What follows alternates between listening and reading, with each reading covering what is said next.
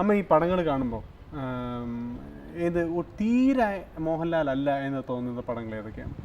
ഇതേപോലെ അല്ല എൻ്റെ ലാലു എന്ന് വിചാരിക്കുന്ന പടങ്ങൾ ഏതൊക്കെയാണ്?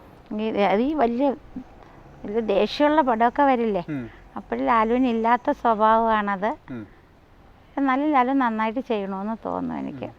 ഇപ്പം മോഹൻലാലിന് കിട്ടിയിട്ടുള്ള ഒരു ഇമേജ് എന്ന് പറയുന്നത് വളരെ അടുത്താണ്. ഇതുവരെ മോഹൻലാൽ അങ്ങനെ ഒരു ഇമേജിൽ കുടുങ്ങിയിട്ടില്ല.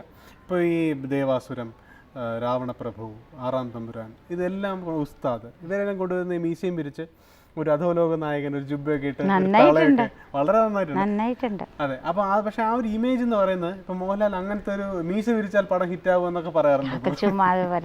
ആ ഒരു ഇമേജിനെ കുറിച്ച് എന്താണ് തോന്നുന്നത്? അങ്ങനെ എനിക്കറിയില്ല, അങ്ങനെ പറയാൻ അത് അതേസമയം വാനപ്രസ്ഥം കാണുമ്പോഴോ വളരെ ഒരുപാട് ബുദ്ധിമുട്ടിയ പട, കഷ്ടപ്പെട്ട പട. വാനപ്രസ്ഥത്തിൻ്റെ ഷൂട്ടിങ്ങിന് ഞാൻ കണ്ടിട്ടില്ല ഷൂട്ടിങ്. അപ്പോൾ ഒരു ദിവസം എൻ്റെ ചോദിച്ചു, അമ്മയ്ക്ക് കാണണോ ചോദിച്ചു. അപ്പോൾ ഞാൻ പറഞ്ഞു എനിക്ക് കണ്ടാൽ കൊള്ളാമെന്നുണ്ടല്ലോ. അപ്പോൾ പൂതന സുന്ദരിയായിട്ട് വരണില്ലേ, അത് കാണിക്കാൻ കൊണ്ടുപോയി. നന്നായിരുന്നു, വളരെ നന്നായിരുന്നു. അത് മാത്രം ഞാൻ കണ്ടു, എനിക്ക് ഭയങ്കര ഇഷ്ടപ്പെട്ടു, നന്നായിട്ടുണ്ടായിരുന്നു. അപ്പോഴും മനസ്സിലായി എത്രമാത്രം കഷ്ടപ്പെടുന്നു എന്ന് മനസ്സിലായി. മണിക്കൂറുകൾ വെള്ളം പോലും കുടിക്കാണ്ട്, സ്ട്രോ വെച്ച് പോലും കുടിക്കില്ല അയാൾ, കുടിക്കാണ്ട് ഇതൊക്കെ കൂടെ ചുറ്റിക്കെട്ടിയൊക്കെ നിൽക്കണ്ടേ. അപ്പോൾ എത്ര ബുദ്ധിമുട്ടി. അതിനിതൊക്കെ ഫലം കിട്ടണേന്ന് ഞാൻ പ്രാർത്ഥിച്ചു വന്നിരുന്നു. അപ്പോൾ വലിയ ഭക്തനാണ്, എന്താണെങ്കിലും ഭയങ്കര ഭക്തിയാണ്. തുടങ്ങുന്നതിന് മുമ്പ് വിളിക്കും, അമ്മ എളുപ്പം പോവും, ഞാൻ പഴഞ്ചിറ ദേവി ക്ഷേത്രത്തിൽ പോകും, ഓടിച്ചെന്ന് പ്രാർത്ഥിക്കും ഞാൻ നല്ലത് വരണേന്ന്. അപ്പോൾ പിന്നെ എൻ്റെ മകൻ മരിച്ചുപോയി, അതും കൂടെ ആയപ്പോൾ എനിക്ക് കൂടുതൽ വിഷമമാണല്ലോ. അപ്പോൾ കുറച്ചും കൂടി എനിക്ക് വിഷമാവും, കൂടുതലാവും. അപ്പോൾ അയാൾ എന്തുണ്ടെങ്കിലും ഭയങ്കര ഭക്തനാണ് അയാൾ.